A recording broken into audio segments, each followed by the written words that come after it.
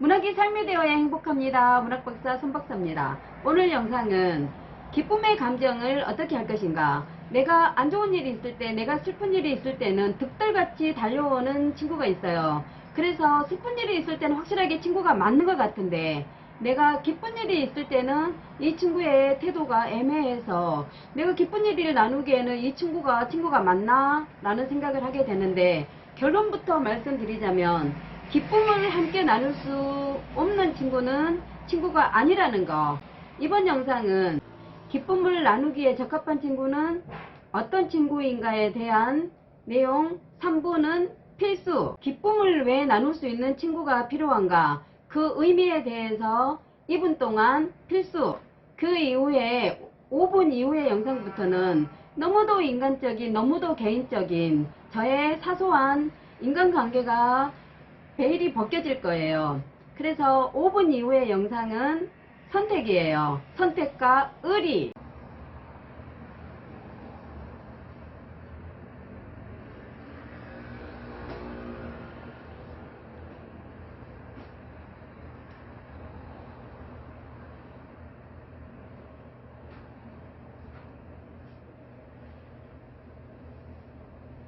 문학이 삶이 되어야 행복합니다. 자, 영상에서 조롱박들 귀엽죠? 조롱박들이 볼록 튀어나오는 배를 부끄러움도 없이 해님한테 자랑하는 거잖아요.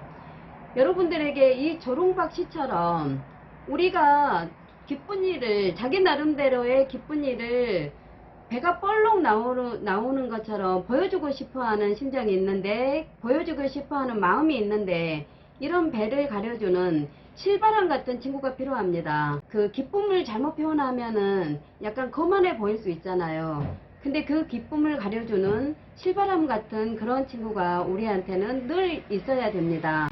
그래서 기쁨을 충분히 표현할 수 있어야 우리는 언제 어디서나 겸손할 수 있고 감정의 평정을 유지할 수 있습니다. 앞에서 보셨던 실바람 같은 친구, 실바람같이 기쁨을 나눌 수 있는 친구가 꼭 필요합니다. 여러분, 기쁨은 철없이 발산되어야 되는 감정이에요. 성경에 나온 다윗 아시죠? 성경에 나온 다윗 왕은 절에 스님도 완다는 거. 다윗은 다윗과 골리앗이라는 그 불리한 싸움에서 이긴 왕으로도 알려져 있지만, 다윗은 기쁨을 순수하게 표현할 수 있는 사람이에요. 다윗이 하나님의 괴를 성전으로 가져오면서 기뻐서 어린아이처럼 춤을 춰요. 어린아이처럼 춤을 추면서 기뻐하는데, 이 장면을 본 다윗의 아내가 왕이라는 게 저렇게 아래 것들 앞에서 저렇게 철없게 기쁨을 표현하다니, 아내가 비웃어요. 그렇게 다윗의 기쁨을 비웃은 바람에 다윗의 아내는 아기를 낳지 못하는 그런 벌을 받게 되지요. 이렇게 기쁨은 어떻게든 표현되어지는 것이 축복받은 인간입니다.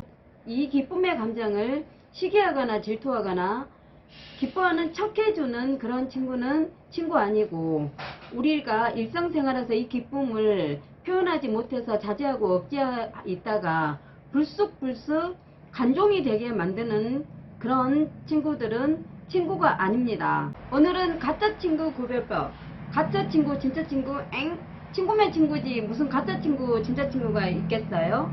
하지만 가짜친구는 기쁨을 함께 나눌 수 없는, 우리가 기쁜 일이 있을 때 애매한 표정을 짓거나 감옥하거나 하는 사람은 가짜친구입니다. 기쁨을 정상적으로 나눌 수 있는 친구가 없으면 우리는 관종이 됩니다. 왜냐? 왜 관종이 되냐?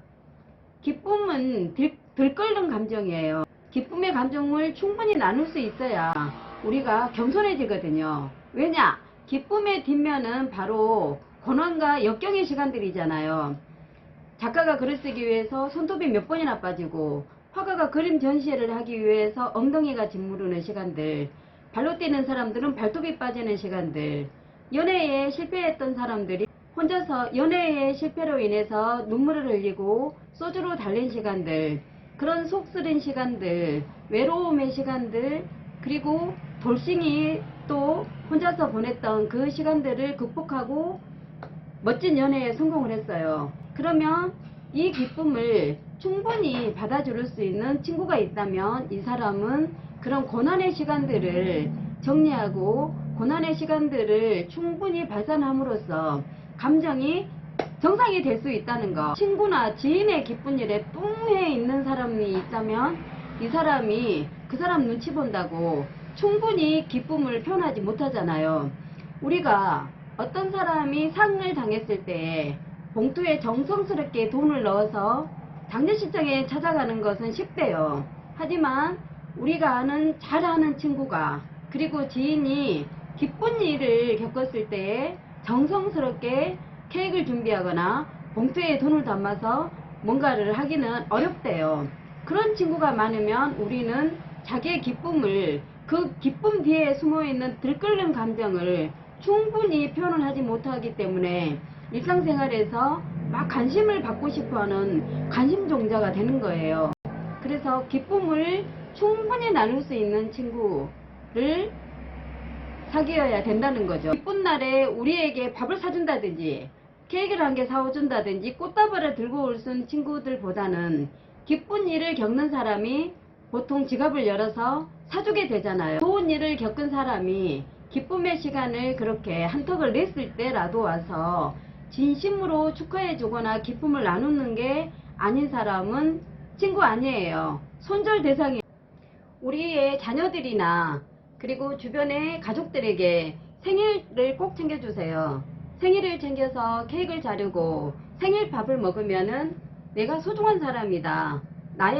내가 어떻게 기쁨을 해소하고 살아야 되는지를 배우게 되고 정상적인 사람이 돼요. 잘 생각해보면 기쁨의 감정이 너무 충만한데 이거를 해소하지 못하면 어디에서나 간통짓을 하게 되잖아요. 관심받고 싶어하고 뭔가 오버를 해서 표현을 하게 되잖아요. 저의 개인적인 이야기를 하자면 저는 그거를 기쁨을 나누고 하는 거를 잘 하지 않았어요. 마찬가지로 저는 수료를 하고 9년 동안을 있다가 9년 동안을 그냥 논문 발표하고 이론서를 쓰다가 9년째 대전에 박사학위를 받았거든요. 그런데 내가 박사학위를 받았다라는 그 사실에 대해서 그 누구한테도 막 그렇게 떠들어서 이야기를 하지 않았어요. 근데 박사 논문을 쓰던 해에 부산에 놀러 왔다는 그런 메시지나 전화가 왔었는데 제가 그 전화도 받지 않고 메시지에 답도 하지 못했어요. 그래서 이제 그 친구한테 메시지로 나 사실은 박사 논문 쓴다고 연락도 못 해주고 그래서 미안해 이렇게 연락을 보냈더니 그 친구가 그 초등학교 동창 회장인데 너무너무 반가워하면서 축하한다, 자랑스럽다, 본인도 영광스럽다, 지금 꽃을 보내줄 테니 주소를 찍어달라고 이야기를 하는 거예요. 그래서 제가 진심으로 꽃을 보내주지 않아도 된다, 받은 걸로 하겠다, 그리고 진심으로 제가 그 꽃을 그렇게 받고 싶다는 생각을 못했어요. 근데 그 친구가 오후에까지 꽃 주문이 완료되어 있으니 주소를 꼭 찍어줘야 된다 해서 주소를 찍어줬는데 저희 집 앞에는 꽃이 활짝 피어있는 화분이 2개가 와 있는 거예요. 하나는 초등학교 동창회장 개인적으로 보낸 화분 1개, 한 화분은 동창회에서 보낸 2개의 화분이 꽃이 활짝 피어 있는 거예요. 저는 그 꽃을 2개 앞에서 제가 엉엉 운 거예요. 눈물을 펑펑 쏟으면서 그동안에 고생했던 거, 그 기쁨에 마음속에서 계속 뽀글뽀글 끓고 올라와서 간종짓을 하고 싶어 한 거, 뭔가 누군가에게 관심을 받고 싶어 했던 감정이 그 꽃 앞에서 엉엉 울고 해소가 되더라고요.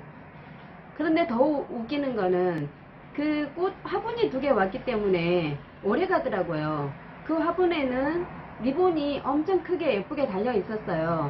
박사학위를 축하드립니다 라는 화분 분홍색 리본이 각각 달고 있는 거를 그대로 두고 그냥 물을 주어서 예쁘게 키우고 있었는데 동창이 저희 집에 놀러와서 1박을 하고 갔어요.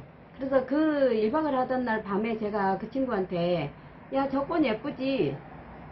저거 동창회에서 온 거다 하고 이야기를 했는데 그 친구가 그 꽃을 보는 듯 마는 듯 하면서 거기에 대해서 아무런 말을 하지 않는 거예요. 제가 민망할 만큼.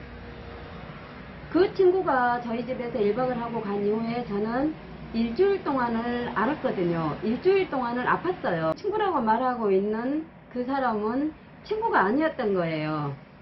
제가 잘 되는 거를 기뻐하거나 이런 데에 동참할 기분이 전혀 아닌 사람이 그냥 부산에 살고 있는 저에게 그냥 하룻밤을 지내가고 싶었던 거였죠. 그래서 기쁨을 함께 할 수 없는 친구는 그렇게 몸이 아프다든지 이렇게 영향을 미친다는 거예요. 슬픔을 함께 하기는 쉽지만 이렇게 기쁨을 나누긴 어렵다는 거죠. 아가씨가 저한테 이 친구를 어떻게 했으면 좋겠어요 하고 의논을 하는데 그 내용이 무슨 내용이냐면 그 친구가 자취를 하면서 혼자 아플 때 병원 응급실을 가는 거는 득달같이 달려와서 병원을 데려다 줄 수 있는 친구래요. 그래서 아픔을 함께 할 수 있는 친구이기 때문에 진실한 친구라고 늘 생각을 하고 있었는데 이 친구가 긴 솔로의 기간을 혼자서 보내고 난 다음에 멋진 남자친구가 생겨서 이 아픔을 함께 해줄 수 있는 이 멋진 친구에게 소개를 해줬대요. 근데 이 친구가 그 남자친구하고 같이 식사를 하면서 계속해서 화낸 표정으로 앉아있더래요. 말을 하면 톡톡 쏘고 아플 때 위로해주는 것과는 전혀 다른 표정으로 그렇게 그 자리에 앉아있더라는 거예요. 배경도 좋고 얼굴도 잘생긴 이 남자친구를 보고 딱 어떤 생각이신지 어떤 느낌이신지 알 수 있잖아요. 그리고 이 친구가 그렇게 돌이켜서 생각을 해보니 이 친구의 기쁜 일에는 항상 그렇게 시큰둥하고 표정을 지었는데 성냥인가 보다 라고 생각을 했었대요. 그렇지만 남자친구를 하고 밥을 같이 먹으면서는 성냥이 아니라 이 친구는 나를 질투하고 있구나, 나에게 기쁜 일에는 같이 할 수 없는 친구라는 생각을 하게 되었다는 거예요. 우리가 슬픔을 나눌 수 있는 친구가 있는 것도 중요한 일이지만 우리의 기쁨을 함께 뿜뿜 나눌 수 있는 친구가 있는 것은 더 중요한 일입니다. 기쁨을 나눌 수 있는 친구가 있어야 우리가 정상적으로 생활을 할 수가 있습니다.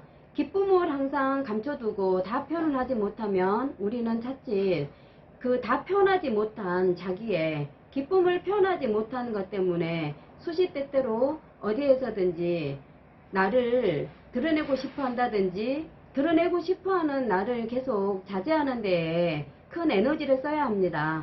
기쁨을 나눌 수 있는 친구가 좋은 친구입니다.